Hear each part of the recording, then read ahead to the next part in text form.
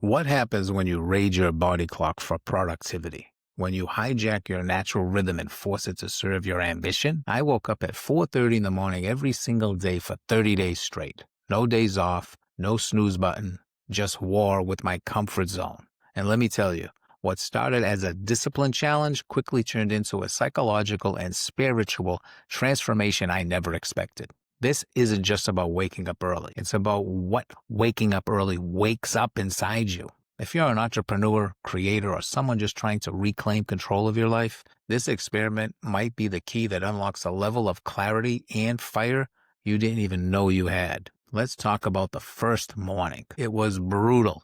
My alarm hit at 4:30 in the morning, and I stared at it like it just insulted my ancestors. My body felt heavy. My brain was fogged. My bed never felt softer. But I made a commitment, and I got up. Those first few days were a test of pure, raw willpower. It wasn't glamorous. There was no cinematic music swelling as I leaped out of bed. It was ugly. Cold floors, red eyes, and a whole lot of internal whining. Neuroscience will tell us that the battle between your higher self and your comfort-seeking brain is real.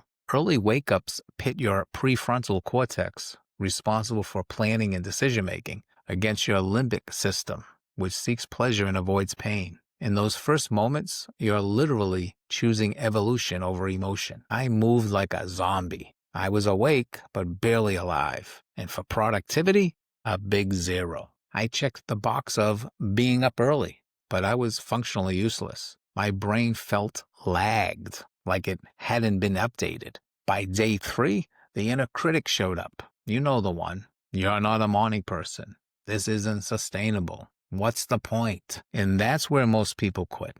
But here's the truth. That early resistance, it's a psychological detox. You're not just waking up early. You're confronting every lazy impulse that's been running your schedule by default. By day 4, I hit a wall. Not physically, existentially. I questioned the entire point of this challenge. And that's exactly when things got interesting. Early mornings are like mirrors. In the silence, there's nowhere to hide. You're forced to face your thoughts, your excuses, your neglected goals. It's where avoidance gets exposed. Neuroscience studies show that early rising increases serotonin and cortisol levels, the exact hormonal cocktail that drives both mood and alertness. But it takes several days for your circadian rhythm to adapt. Until then, your brain is literally rewiring under stress, and that's where growth begins. So I stayed with the discomfort, and it started to reveal something powerful. By week 2, something unexpected happened. My body stopped resisting. My mood was lifted. I didn't need to bargain with myself to get out of bed. Waking up at 4:30 in the morning started to feel normal. Not easy, but aligned. I stopped relying on coffee to drag me into consciousness. Instead, I woke up with a kind of primal energy. Not hype, but hunger. And that's when I started my power block. 30 minutes of movement, walking, breath work, stretching. No headphones, just me and my breath. Then I did 30 minutes of learning.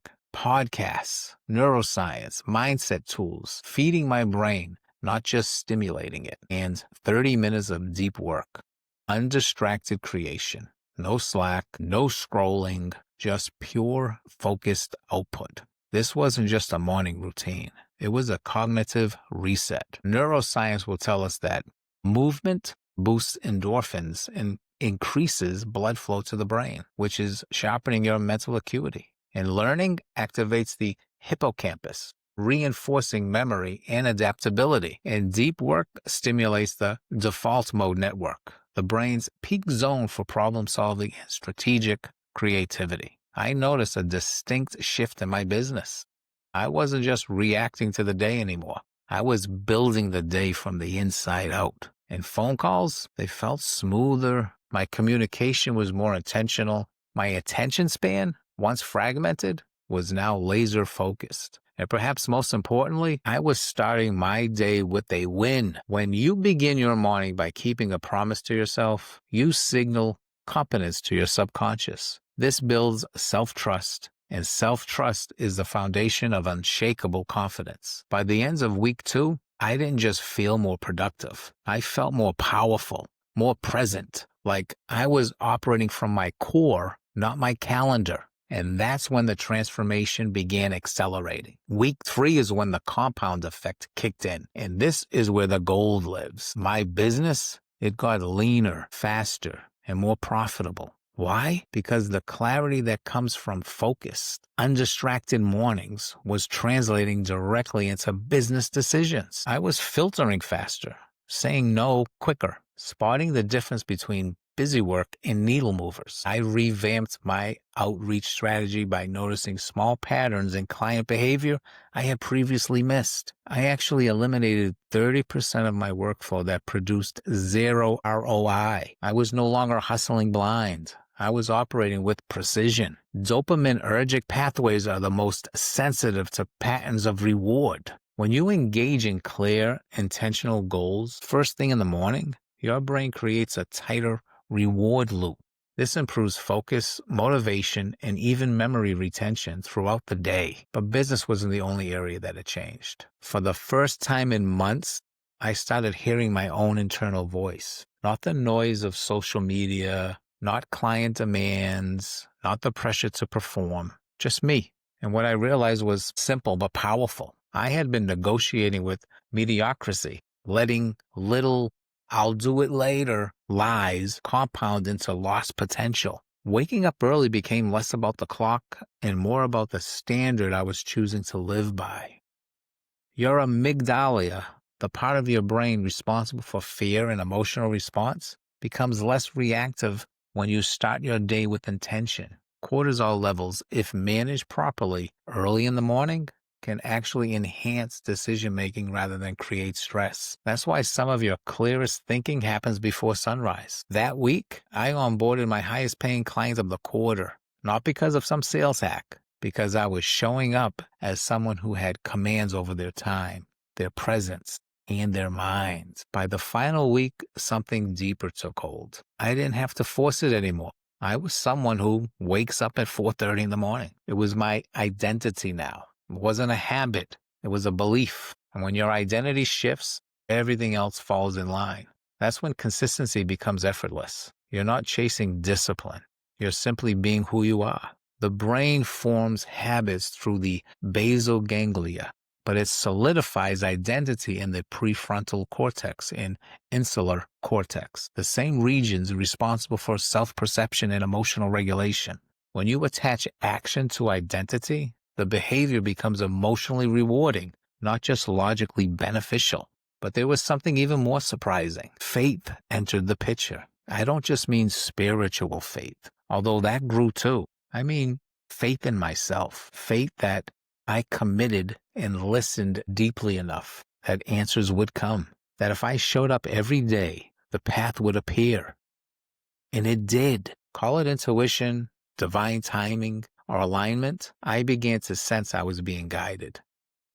And that kind of clarity doesn't come from hustle. It comes from stillness, from honoring the whispers in your soul before the world gets too loud. Early morning alpha brainwave states are the brain's gateway to intuition, creativity, and deep insight. These are the same states monks and high-performing creatives tap into during meditation or prayer. This experiment gave me a direct line to that frequency. It rewired not just my brain, but my beliefs about what I could do, about who I could become. And I don't plan to stop. So was it worth it? Absolutely. Not because waking up early makes you morally superior or guarantees success, but because doing hard things on purpose forces you to confront your limits and expand them. Waking up at 4:30 didn't just give me extra time. It gave me agency. It gave me access to the strongest parts of myself that had been buried under distractions and delay.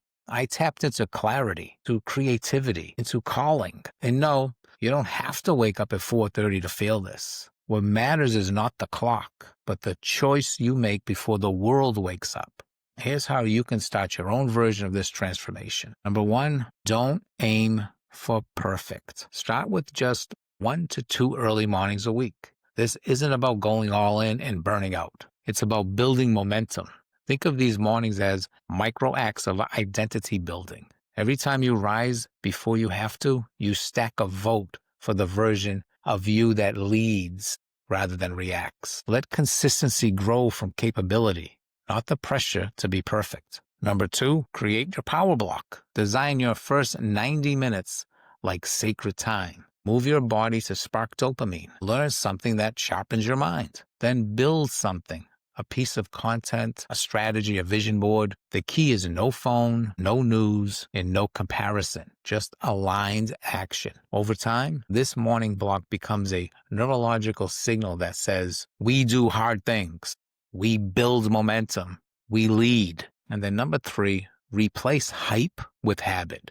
Motivation is fleeting, but neuroplasticity, your brain's ability to rewire itself, thrives on repetition. You don't need more willpower, you need more automation. Set the alarm, lay out your clothes, prep your space, make waking up early less of a decision and more of a system. Repetition strengthens synaptic connections in the brain, making behaviors more automatic over time. This is the science of habit loops. What feels hard now becomes instinct later. And number 4, listen in the silence. Your next breakthrough isn't missing. It's just being drowned out. Early morning silence isn't empty. It's full of signal. Journal, reflect, meditate, or just sit and listen.